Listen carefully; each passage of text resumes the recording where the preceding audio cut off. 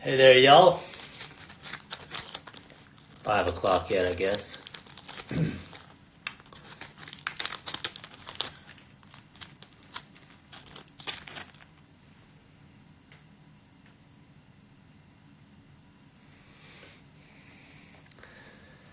It's cocktail hour. I had to come next door and escape the kids. They get crazy across the street. So hopefully everybody is isolating themselves. Hopefully somebody's getting out there and fishing. River's super good right now, too. It's a bummer that we can't do any guiding, and get close to people, I guess. But it is what it is. A lot of people are hurting out there. So hopefully everybody's all right and staying healthy. And, spending time with their family and getting things done that otherwise you can't do. So today we are going to tie, or tonight we're going to tie, I forgot to bring the streamer over here, an articulated jig streamer, essentially, because it's going to be tied on a jig hook.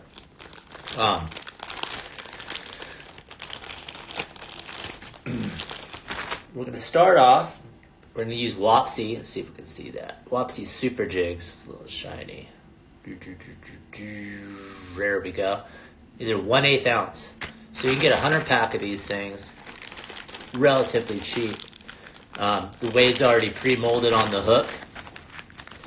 And it comes with a really strong mustad hook. So I think it's important to get the right hook to do this with. The Wapsies are really good and cheap. There's a company called Voodoo that makes them, and they're a little more expensive. I like the Wapsi ones.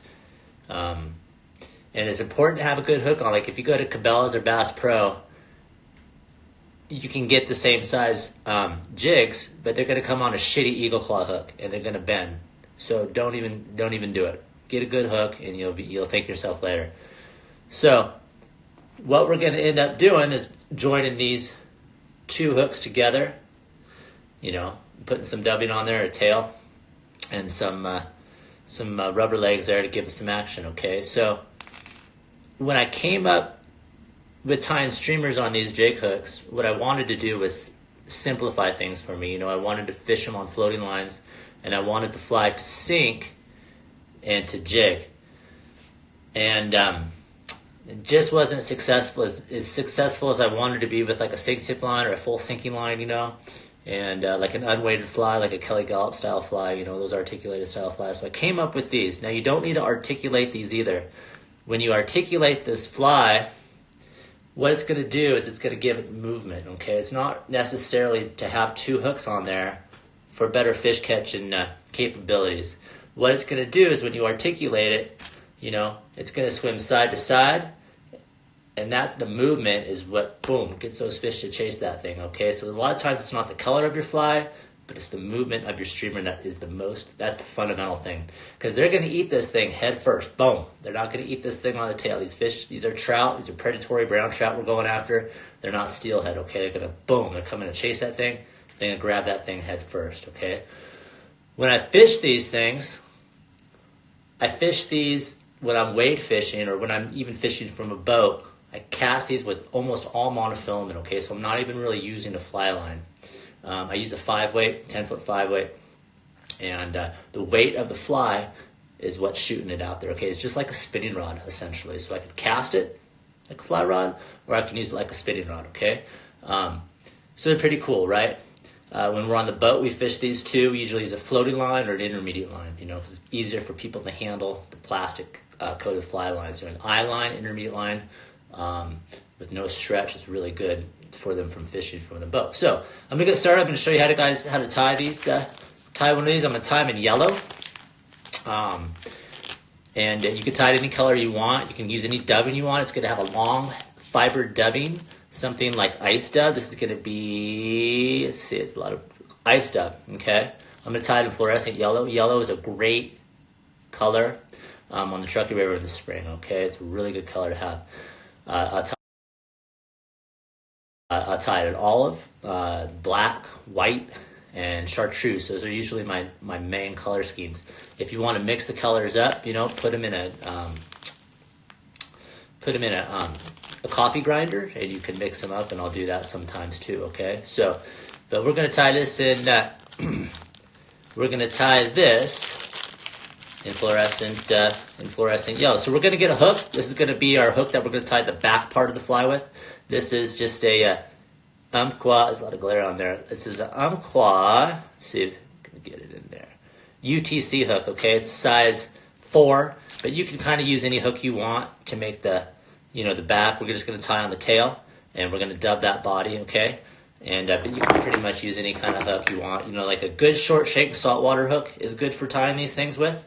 And same with the head of this fly too. So if you don't have these jig hooks, you can obviously weight this fly.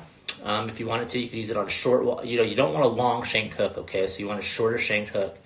And if you want, you could wrap it with lead, or you could put split shot right up to the eye of that hook right there, or you could actually use a thing that we call worm weights. You could go to like Bass Pro or Cabela's and put a worm weight, slide it right up to the hook of the eye, and it'll give you the same effect. Any of those fish skull things will work. Any of that stuff will work too, okay? So it's a super simple fly to tie. There's only 3 steps in this fly.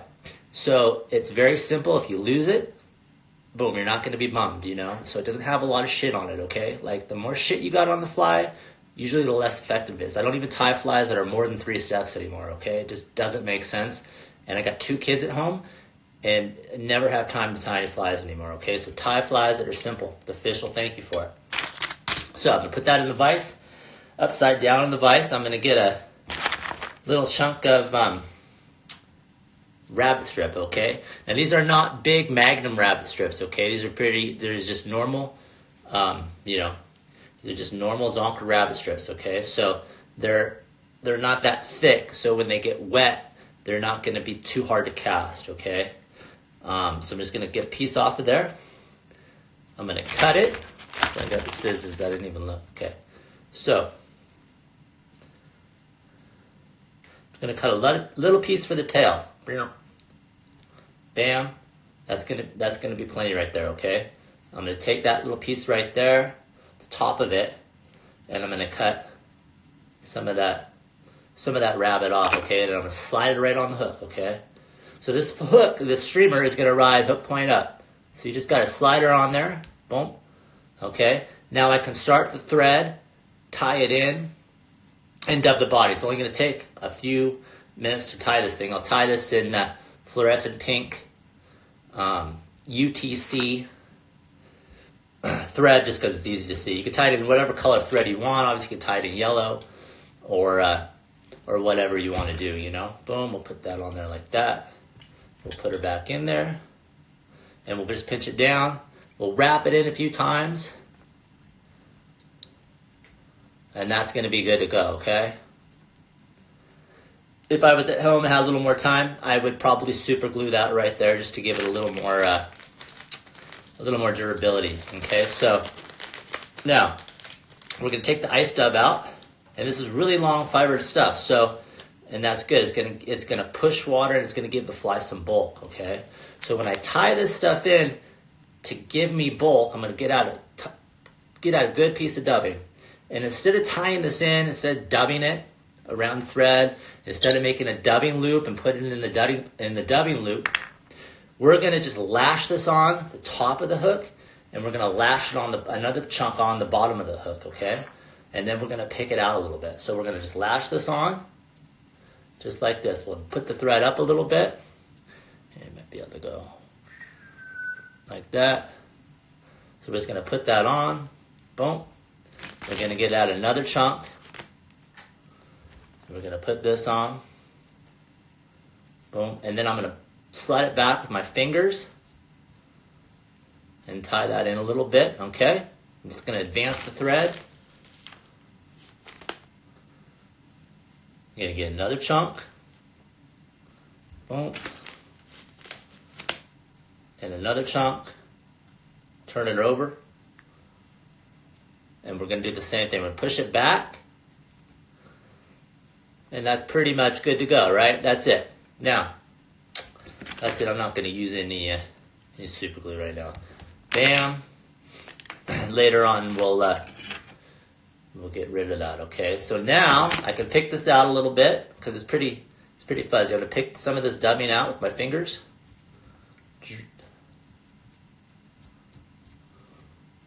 Boom. Push it back a little bit. Ta-da. This is like a dog, a dog comb, you know? So I'm going to brush it out a little bit. And when I brush that out,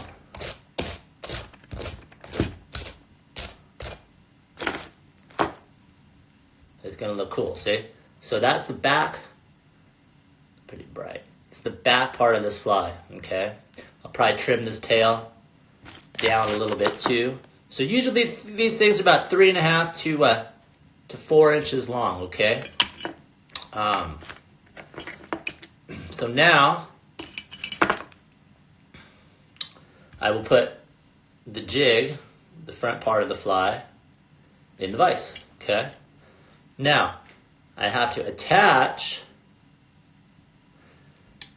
this part of the fly to that part of the fly, okay? And you can use, there's all kinds of stuff out there, you know, you can use anything you want. You could use braid, you could use mono, you could use wire, framing wire. I use a stuff, it's called, this is the same stuff, but it's called P-line Hydrofloat. And it's super strong. It's just, it's like a braid that they've coated, you know, but it sticks really well to the super glue on the hook. So that's kind of why I'm using this stuff, to connect the two. And it's super strong. It's not going to ever break, okay? So I'm going to thread this through. Bam. Okay. And I'm going to be ready to go and put it on that hook, okay? So let's put the thread on there. We'll get that going. Boom. Okay, so now we're ready to put this on here. And we're just going to put it around and over the top of that hook. And we're going to make some turns. Lash that stuff in and drop my scissors. I'm going to cut that little excess off of there. Okay? Bam. Okay. So now, super glue. Okay? This is your friend. It's going to make that sucker stay on there, okay? It ain't going nowhere. As soon as that sets and dries, it's super strong, you know? So super glue works really well for this. Zap-A-Gap. I'm not a big fan of the UV stuff, you know, the UV clear goo and all that stuff, you know. I'm old school. Super glue is, you know, they just aren't ever going to come apart. So I'm going to get some more ice dubbing here. And I'm going to make the front of this fly. You got to get a good chunk. So get a good chunk out. We're going to start at the back. Get some of that super glue off of there. Bam. Okay, there's a chunk. Come to the back. Turn it over.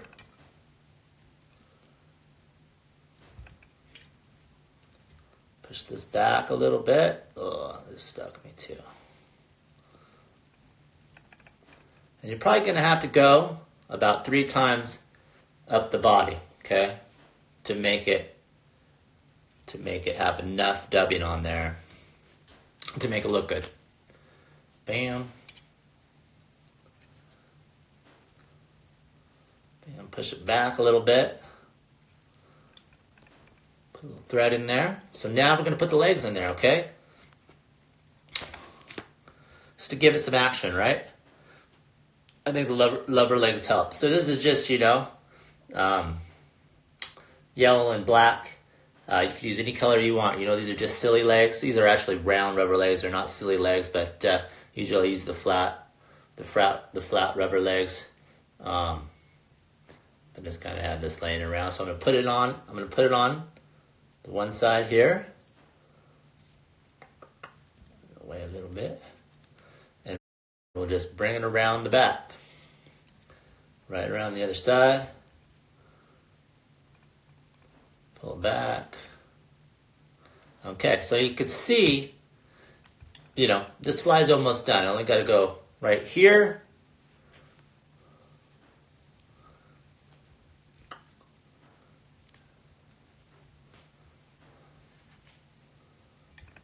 a little more on there. Right here. Push it back a little bit.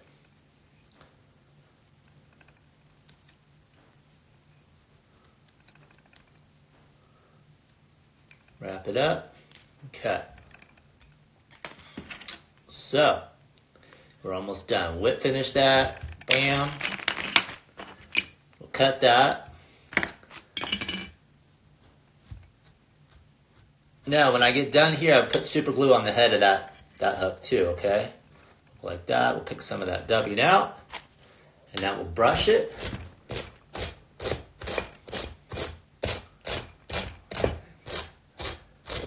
Okay. See if we can see that now. Okay. So that's the fly when it's done, okay? You can see it, right? Got the rubber legs. I'm going to cut some of these legs off a little bit. Boom.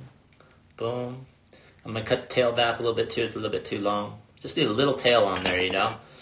Because what's going to happen is this thing, when it's swimming, that tail is going to go... So this is what's cool about this fly. When you're pulling it, you're going to pull it, and it's going to pause. But when you pauses, when you pull it, swims side to side too. It's going to go... And then it's going to dive, and it's going to go...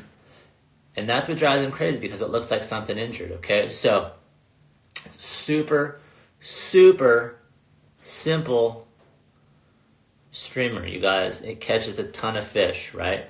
Okay? So you could pull this thing, you could dead drift it, you could do anything you want, right? That's why I'm basically using mono with these heavy streamers, okay? Because they work really, really well.